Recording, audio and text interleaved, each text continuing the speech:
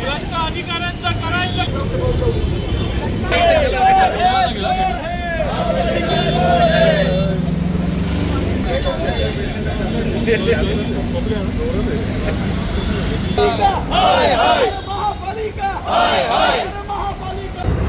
कल्याण डोंबिवली महानगरपालिकेबद्दल बोलायचं झालं तर आज इथे गुरुदेव हॉटेल ते स्टेशनपर्यंत जो डिवायडर गेल्या मला वाटतं 3 वर्षामध्ये बनवला, त्याचं बिल काढलं आहे. पण आजतागायत या रस्त्याला कधीही दुभाजक नव्हते. तसंच त्याच्या रंगरंगोटीचं पण बिल काढलं आहे. आणि इथून तर तो रस्ता पूर्ण जो आहे कमिशनर बंगल्यापर्यंत रस्ता हा त्यांनी कॉन्ट्रॅक्टरला देखभाल दुरुस्तीसाठी दिला आहे आणि त्याच्यावर त्याचा ॲडव्हर्टाईज चालते.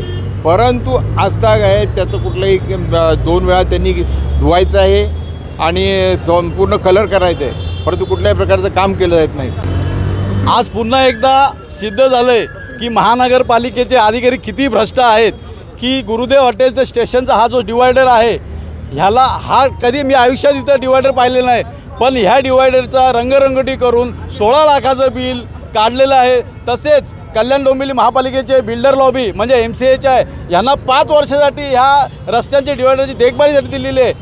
त्यांनी वर्षातनं 2 वेळा धुवायचं आणि 1 वेळा रंगरंगोटी करायची, पण असं काही दिसत नाही. तरीसुद्धा त्या रस्त्याच्या निविदा काढून त्यासुद्धा लाखो रुपये केलेले, म्हणजे जवळजवळ 35 ते 40 लाखाचा निधी भ्रष्टाचार केलेला आहे. हा जो रोड आहे संतोषी माता रोड ते पौर्णिमा टॉकीज इकडे यांनी बिल काढलेले आहेत. तसेच गुरुदेव हॉटेल ते स्टेशन रोड, या स्टेशन रोडमध्ये कुठेही डिवायडर नाही.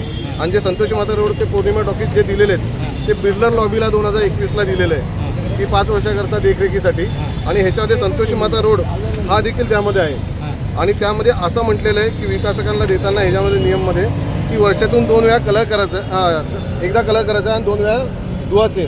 आणि ह्याच्यामध्ये महानगरपालिका कुठलाही मोबदला विकासकांना देणार नाही. जर विकासकांचे कामं महानगरपालिकेचे ठेकेदार आणि अधिकार करणार असेल तर मग हे 5 वर्षाकरता दिलं का?